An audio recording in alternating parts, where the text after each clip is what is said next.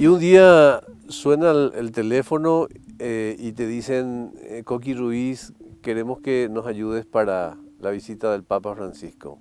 Y ahí empezó una historia. Sí, era Semana Santa del 2015 y estaba yo quitando fotos a un retablo que habíamos hecho aquí en Semana Santa, un pequeño retablo en comparación a lo que fue después del Papa. Y al quitar la foto veo ya una llamada, atiendo la llamada y me dicen, ese retablo que está corriendo en las redes sociales, podemos traer para el evento de la misa con el Papa en Ñuguazú. Y le dije yo, podemos hacer un retablo, pero este es de Tañarandé, tiene que ser el retablo del Paraguay para el Papa. Un retablo es construir el retablo, no serviría de nada trasladarlo, así es que me gustaría sí hacer un retablo para la misa con el Papa. ¿Qué significado tuvo dos situaciones de esto mismo? ¿Qué significado tuvo el elemento simbólico de la construcción del retablo, los elementos con los que se construyó el retablo? ¿Y qué significado tuvo la colaboración de la gente, los creyentes, incluso capaz que no creyentes, en todo este proceso? Sí, justamente son las dos cosas principales que nos abocamos para hacer este retablo. Cuando arrancamos con el retablo, pensamos en que teníamos que darle un sentido del mestizaje cultural nuestro, un mestizaje cultural paraguayo que es, o al misionero por lo menos, nosotros decimos siempre, es barroco guaraní. Las formas del barroco en el retablo, pero en esencia los elementos que llevaba el retablo eran el maíz y el coco. El maíz como símbolo de los guaraníes, porque es la semilla emblemática de los guaraníes. Tiene que ver mucho con su cultura, con su filosofía, con su forma de vida. Y el coco, que prácticamente es la geografía del Paraguay. Creo que este coco es un coco muy paraguayo y fuera de nuestro territorio ya no se encuentran casi estos cocos. Entonces pensamos en el coco, en el maíz. Y para mí el desafío era de que, como te decía al principio, sea el retablo del Paraguay, la participación de todos en la construcción de este retablo. La construcción de participar de alguna manera, ¿verdad? Por lo menos sabiendo qué estábamos haciendo. Y lo primero que nos abocamos fue en buscar los andaí, que son también parte del retablo. Son uno de los elementos de la agricultura, del trabajo de los agricultores, porque estábamos pasando la época en que ya en las chacras habían los últimos andaí que salían que se cosechaban, y fuimos a buscar urgentemente y me di cuenta de la predisposición de la gente, porque en el primer lugar que llegamos, como ya salió en los medios de comunicación, en la televisión, en la radio, ya se comentó de que el retablo se iba a hacer acá en Tañarandé, sabían por qué me iba, ¿verdad? Que me iba a buscar, o marido que me iba a buscar algo, ¿verdad? Le pregunto a la señora, ¿tiene andaí, señora? Todavía le queda andaí. Y me dice, se agarra de la cabeza y dice, el sábado pasado vinieron a buscar los últimos andaí. Pero el gesto de ella fue meter la mano en el bolsillo, quitar el celular y llamarla a la vecina a ver si le quedaban andaí. Y la señora esta le dice, sí, fulana puede tener, puede ser que tenga. Y ahí yo empecé a anotar los números y de ahí nos fuimos a otra vecina y a otra vecina y recorrimos toda la tarde buscando andaí. creo que traje 10, 15 andaí. Yo tenía 1200 andaí que recolectar. Habré conseguido 10, 20 andaí, pero tenía una lista de 60, 70 personas que se comprometían a buscarme andaí. Ah, buscadores de andaí. Los buscadores de andaí. Esa es la parte nunca revelada. O sea, hubo una cuadrilla de buscadores de andaí en Misiones. Exactamente. Y esa lista para mí era el gran valor.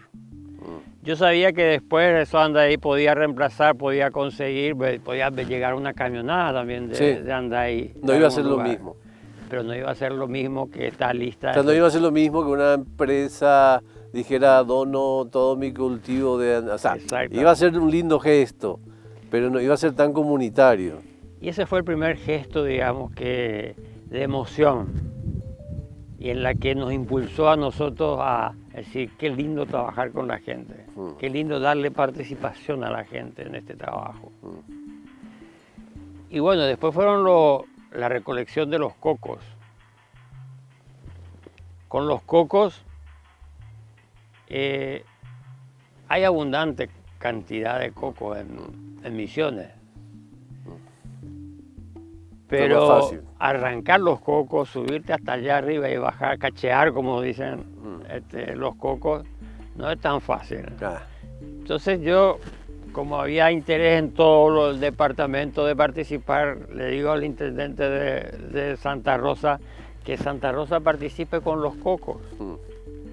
Y entonces me liberaba un poco yo también del trabajo de ir a buscar los cocos y cachear y traer los cachos.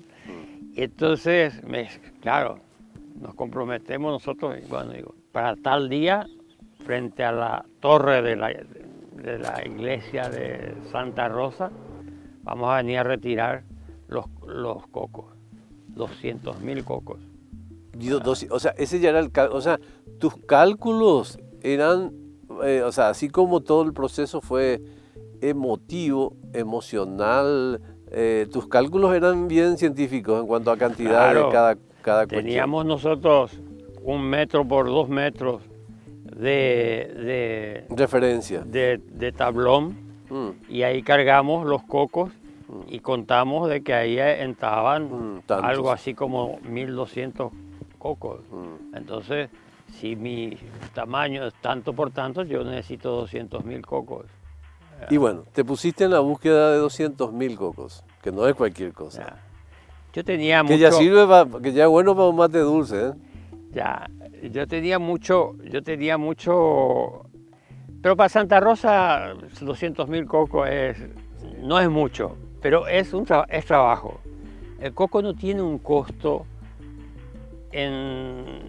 creo que por la fruta misma, sino más bien por el trabajo de cachear. Entonces nos pusimos nosotros a trabajar, y yo tenía siempre la prensa de todos lados, qué novedades hay sobre el retablo. Ya empezó a hacer el retablo un poco con la novedad de permanente de los lunes, por sobre todo, o qué sé yo, la gente quería alguna información. Y tomo yo el compromiso del intendente que me dice el sábado a las 10 de la mañana frente a la torre jesuítica de la iglesia de ahí de Santa Rosa, van a estar los 200.000 cocos. Llegó, toda la semana yo tenía llamado por qué hay de novedades. Yo le decía a los medios, le decía, el sábado a tal hora vamos a tener, les espero en el molino porque vamos a ir a buscar de Santa Rosa, Misiones, los cocos. Y yo acá trabajando y no sabía si la gente iba a responder al intendente o a la comunidad iba a responder. Sí. Hasta inclusive hice algunas trampas que le dije a personales acá que trabajaban conmigo, bueno, llevan en mi camioneta unos cuantos cachos de acá, para animar a la gente. Para ir a poner ahí para que no esté vacío eso, ¿verdad? Y va a ser una vergüenza de que llegue la prensa y no haya nada. Y no esté nada. Y bueno, llego yo al molino a las 9:30 de la mañana, era la convocatoria para la prensa y habían más de 5 autos de distintos medios. Cuando nos movilizábamos, se sumaron más o menos 10, 15 vehículos de prensa de distintos medios que venían para ir a ver los cocos de Santa Rosa. Yo me iba con el sacerdote de acá, porque iba un sacerdote indígena que iba a bendecir los cocos para traer. Me iba con mucho miedo a ver qué, yo no sabía qué pasaba en Santa Rosa, ni me animaba a llamar a preguntar a ver si se juntaban o no los cocos. Pero cuando llegamos a Santa Rosa, en el desvío a Santa Rosa, al doblar, yo veo una motito con una señora que iba en moto y ahí atrás 2 cachos colgando de coco. Ya la foto ya estaba. Más allá había un carrito lleno de cocos.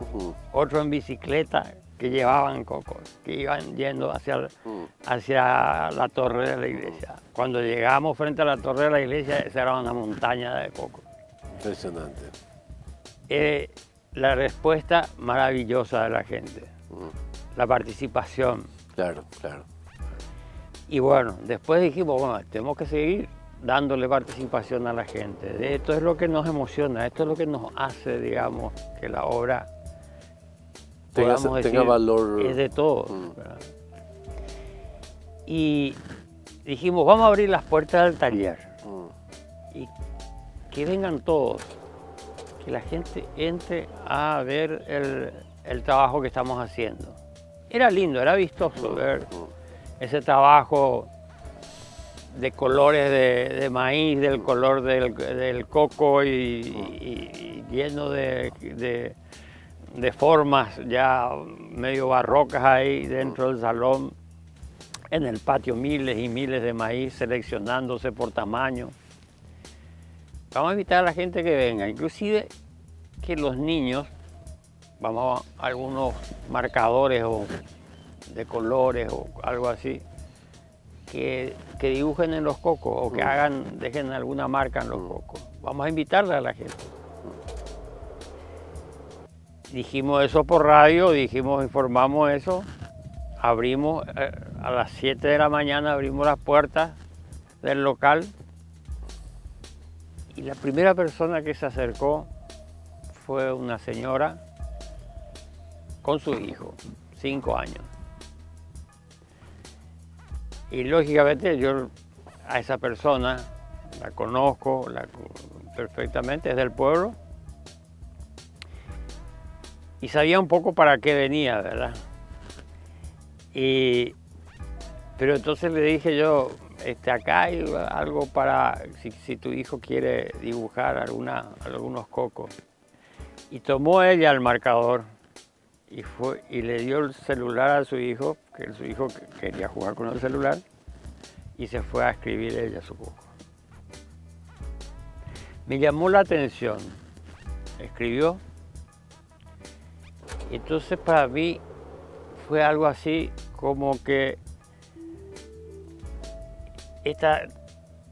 un poco difícil, ¿verdad?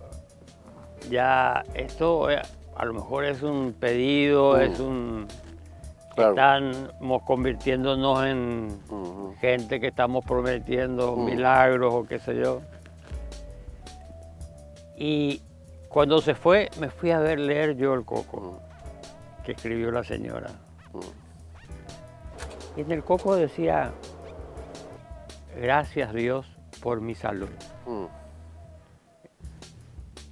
Entonces de verdad que yo dije, qué maravilloso, qué lindo. Que sea una forma de comunicación. Claro, venir a dar las gracias por su salud. Porque me hubiera pesado un poco más que pidiera por su salud. Porque estaría el compromiso claro. Un poco... de milagro y compañía. Ya. Entonces, hablo con mi hija y le digo, bueno, vos tenés a tus amigas acá en el pueblo, vamos a hacer una página del retablo que le llamamos el altar del maíz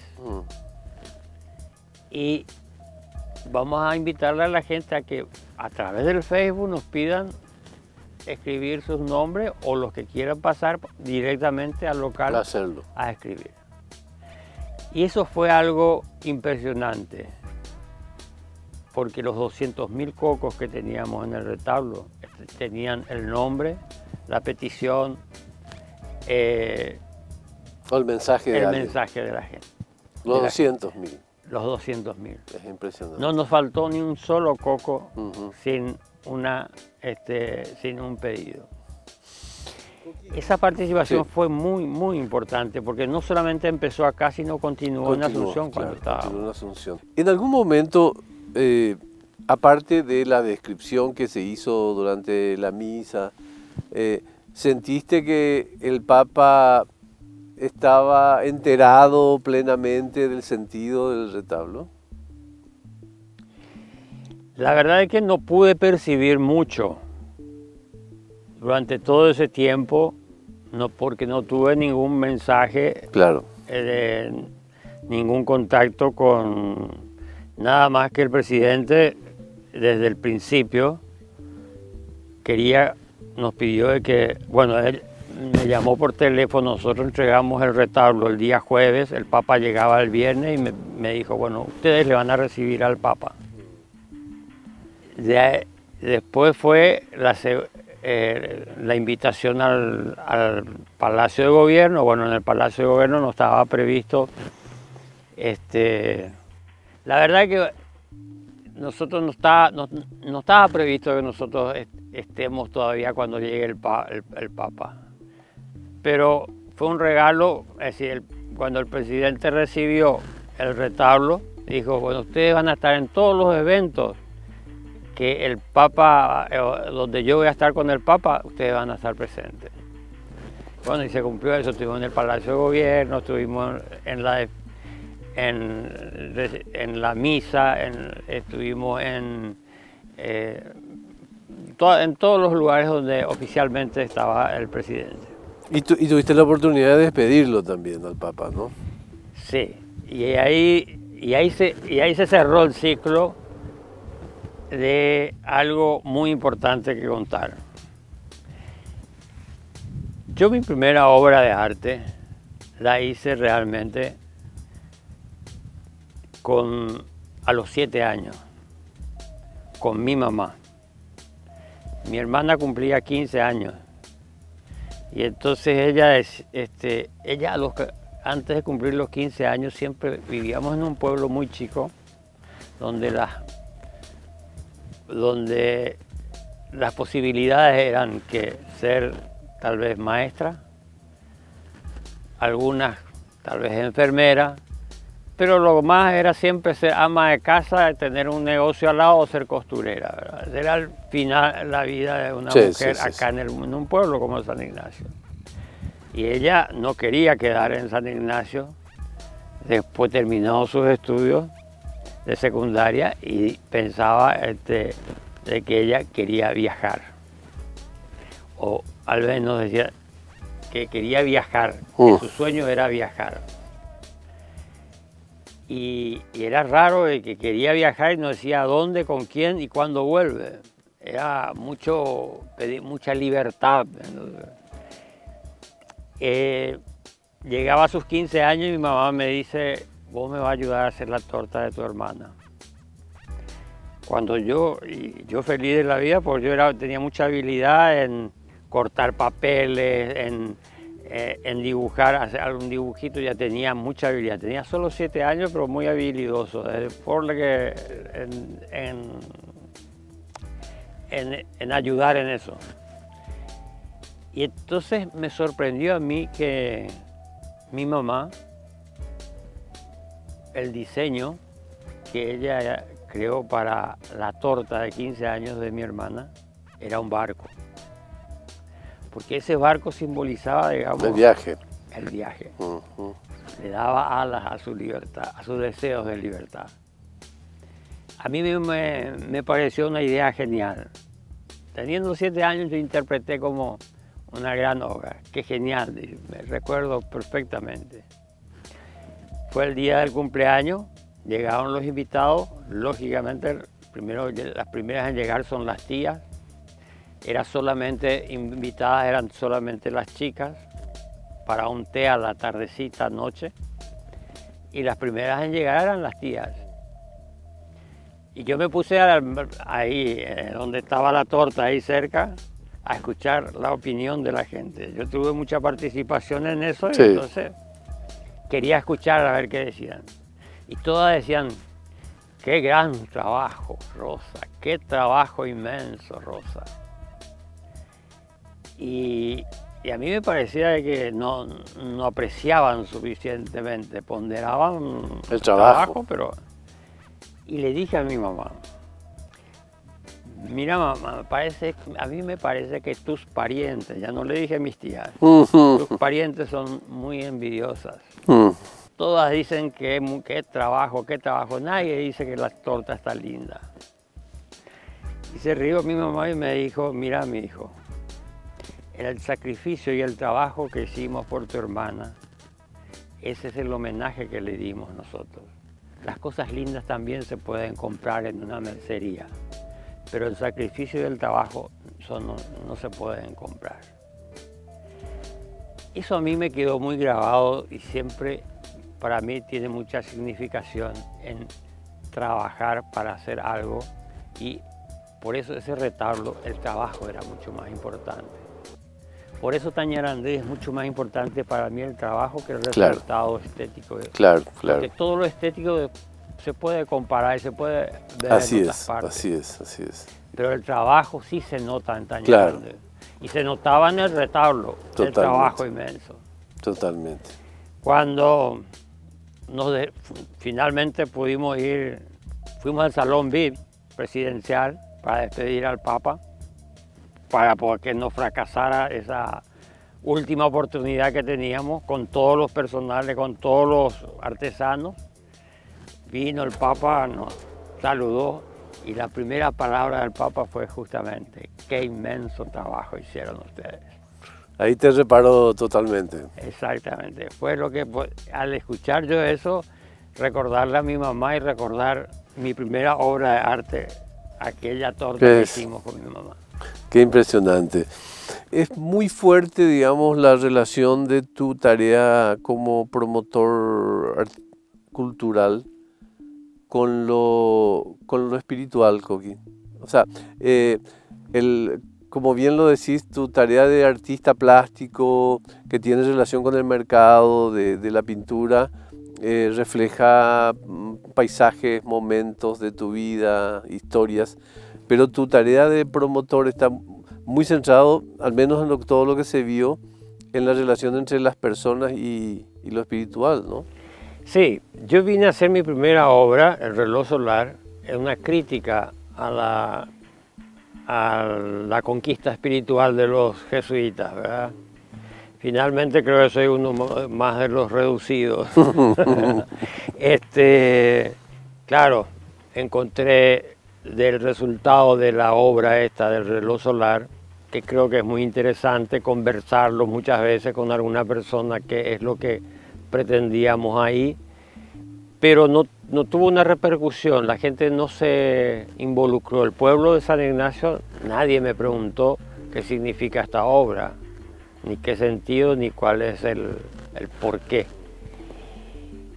Pero sí, cuando entonces pasé a buscar algo donde integrarla a la gente en la obra de arte que hacíamos, entonces fue con la religiosidad popular. Al visitar a la gente, lo primero que te mostraban eran sus santos. Entonces hicimos nuestra primera Semana Santa y la gente, como que a mí también me dio piel de gallina, como se dice, y la gente al encenderse la vela de cebo, era como recordar ese ritual, ¿verdad? Los jesuitas están muy anclados en la cultura de la región, Coqui, ¿no? Nuestra historia está muy, como te decía, somos una nación en el sentido de que... Claro, desde los misioneros que hablábamos Desde los antes. misioneros que hablábamos por la identidad ya más anterior a que los indios de acá eran diferentes a los indios de otro lugar, ¿verdad? Los indios paranáes y los tapes eran diferentes y fueron conquistados por el barroco directamente, no por las armas. Ellos no fueron sometidos a las armas, fueron sometidos por la música, por la belleza de los templos, es decir, seducidos por las artes. Y eso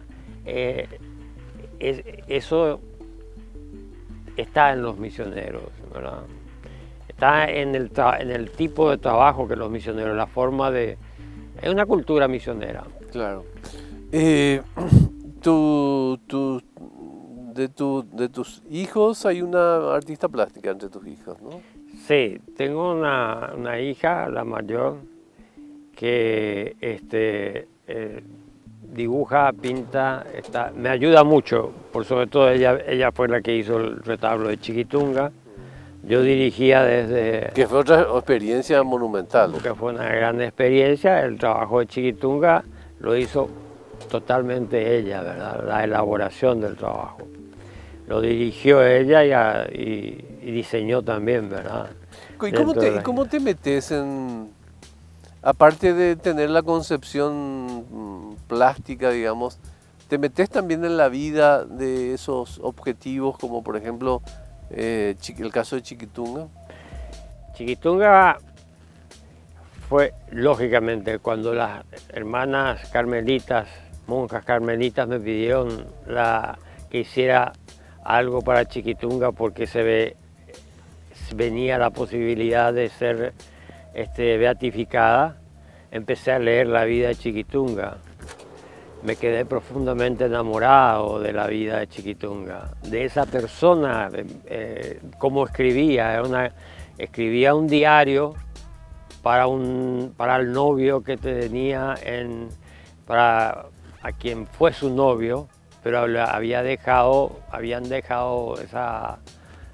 quedó en una amistad porque él se fue para ser sacerdote, y lo que ella escribía día a día en su diario era una historia de amor, ¿verdad? Maravillosa, que te conquista, que te mueve el corazón, porque era muy espiritual. Y ella fue creciendo en ese amor, fue aumentando, fue creciendo en amor a una persona. Es decir, ella amó a Jesús a través de una persona y renunció a esa persona para que su renuncia fuera muy grande al entrar como carmelita, ¿verdad? Lo mismo de Santa Teresa. Santa Teresa, su amor fue un amor real, no un amor por mandamiento, amarás a Dios por sobre todas las cosas, sino amó como le amaba a una persona humana, ¿verdad? ¿No tuviste nunca vocación de cura, Coqui? De niño sí, de niño sí. Y una anécdota, me fui al seminario con una carta de recomendación de un viejo sacerdote que estaba acá en San Ignacio, y el provincial me dice, ¿cuántos años tenés? Tengo 16. Y me dice, sos muy joven para empezar. Cuando tengas 30 novias, después vení a ver si realmente querés ser sacerdote. Buena idea. Con la primera ya... Que decidiste que no. Ya supe que no. Coqui, nuestros patrocinantes quieren dejarte este recuerdo para que en tu próxima obra tengas un buen café que te acompañe durante toda la madrugada artística. Muchísimas gracias. Muchas gracias.